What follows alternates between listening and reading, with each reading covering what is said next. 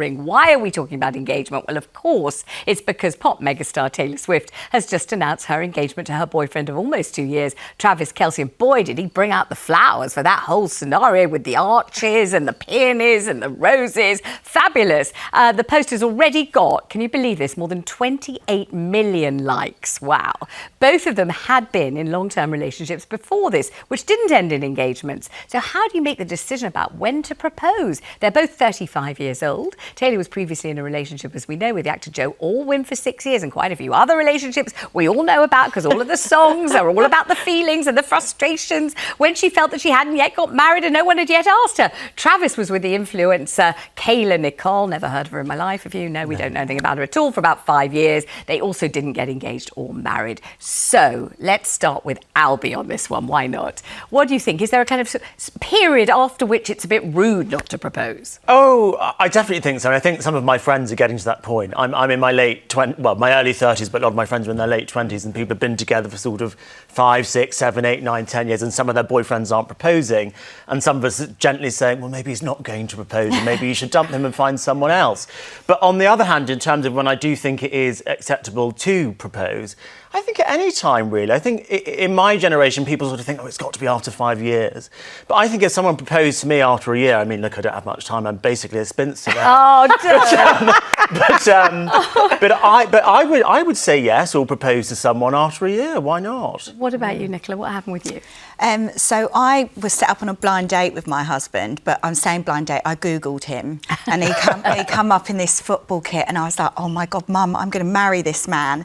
And she was like, what do you mean? I said, I'm going to marry him. We went on our first date, and I came away from the date, and I walked in and I said, yeah, that's it, I'm going to marry him. And we did move in together after 3 weeks, but he waited 3 years to propose, and I was livid. And every time I had one too many glasses of rosé, I'd be daggering him, literally. No wonder he didn't propose, the poor man. I was furious. And I got pregnant after 9 months, and we had this wonderful baby, and everything was fantastic, apart from the fact he just didn't propose. So how did you nudge him along? What happened? I didn't really. I was just like, this is now getting ridiculous. So after 3 years he proposed, and we got married after 4 years, but it still does grate me. Carrie, what about you and proposals? Oh, David proposed to me after 2 years. I think 2 years is a good amount of time because you've had long enough to really get to know one another.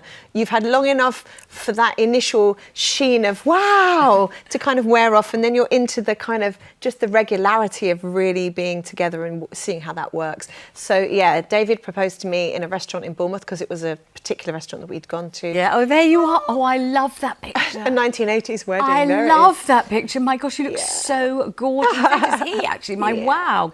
So yeah, 88 we got married, yeah. And so he didn't make you wait long enough for you to start thinking, well, when is he going to ask? I hope he asks. I feel like we'd already named the kids and talked about getting married and booked the venue, and then he had to, oh gosh, I need to do the engagement bit. Like, I'm always amazed that people are surprised when they get engaged. Like, don't, because it's nearly always, if it's a straight relationship, you know, a man proposes to a woman, but like, does she not know? Really? But that's why you should Did do you it not quickly. know?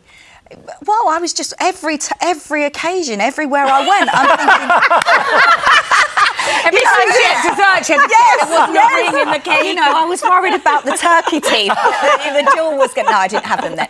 But yeah, no, I wasn't surprised, but I was on the day. But you know, that's why you should do it quickly, so you are surprised. I wanted the surprise. But with you, Nicola, you'd already had a child. You were living together. Why did the proposal mean so much and being married mean so much? Because in many people's eyes, it kind of felt like you were already connected for life through your children and living together and basically married anyway. I just adored him, and I just wanted to be his wife. I wanted to walk down the aisle. I wanted to wear... I started trying on wedding dresses after we'd met for like 2 weeks, and he didn't know about it. And I'd go to the wedding dress shops and try them on and pretend I'd put a little fake ring on and I'd pretend. I mean, it sounds psycho. We are still together, and it has been like 21 years. I just really wanted to marry him, and I'm just so glad I did. I had a dress that was exactly like the cake. You honestly couldn't tell us apart. I had a great big crinoline dress, a great big crinoline cake, 10 bridesmaids, 23 men in white tie and tails, because my mum said white tie and tails was so much smarter than black tie. I think it is. I think she's right. And, you know, and then the whole thing just went boom. And to me, I thought it was a fairy tale. And I just wanted, I suppose, to be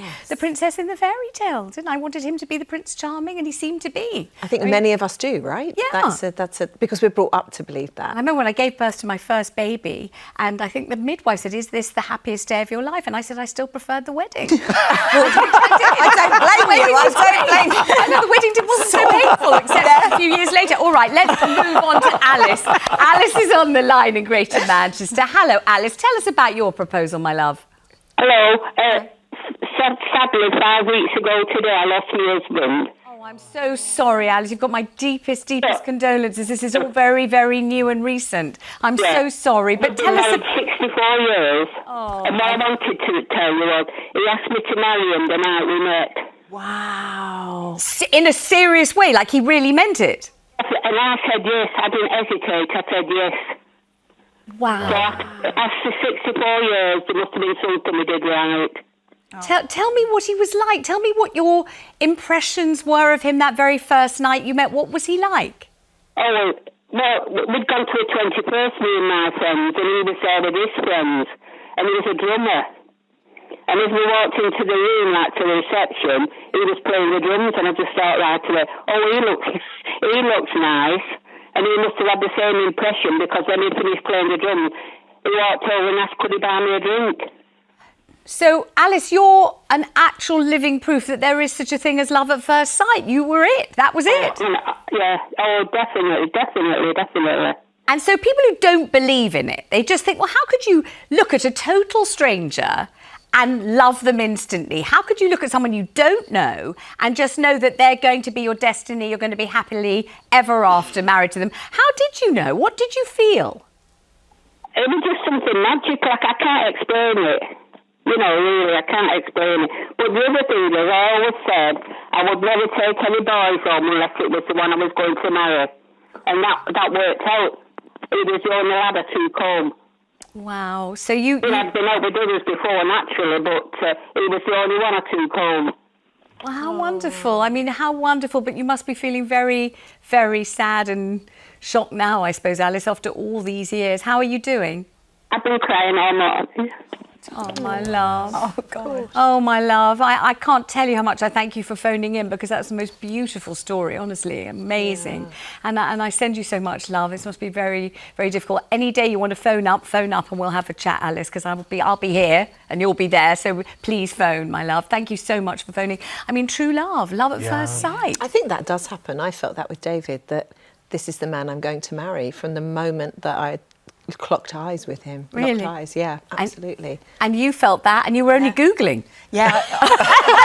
You hadn't even met him yet. Yeah, honestly, from a picture, I just thought, oh my God, I just thought I'm going to marry him. And as soon as I went on the first day, I had an exit plan, because I thought in case it doesn't go well.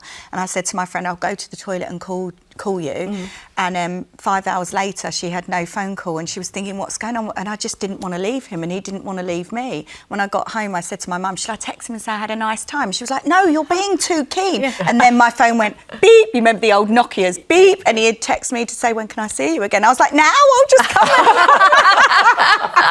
Albie, have you ever had that experience? No. Do you know what? I honestly think dating apps for the younger generation have ruined so much about these sorts of love stories that we're hearing. The story that we just heard from Alice, meeting her future husband on their first ever date, being asked to get married.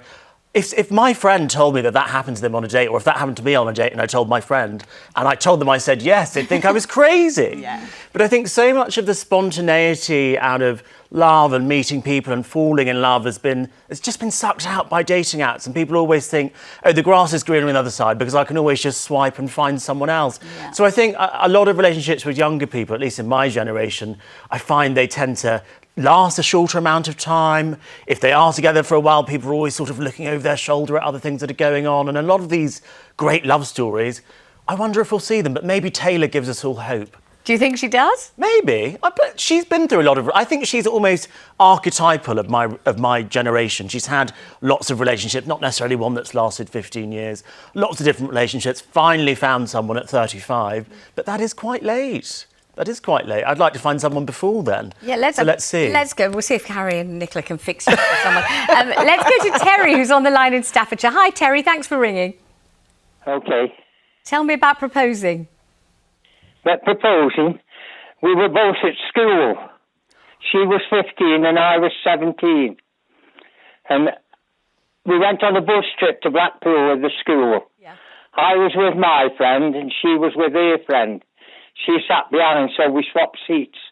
I knew her elder sister and brothers, but I didn't know Lorna very much. She was the youngest out of 7.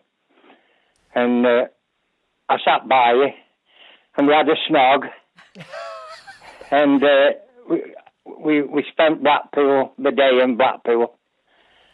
And when we came back, well, I thought, when we were on the bus, I thought, this is a girl I'm getting married. I'm getting married here. Wow. And that was 67 years ago. Wow. Gosh. What was it about her? I mean, she must have been so sweet looking and she was so young. What did you think? She was beautiful. She was beautiful. She was gorgeous. Oh, how lovely. How wonderful. Oh, she still is. Oh my gosh. I need a tissue for this show So do today. I might have a tissue. Oh my gosh, you're absolutely doing me in, Terry, with that wonderful call. How wonderful. Anyone who doubts the power of love should jolly well watch this programme. It's cheering me up no end.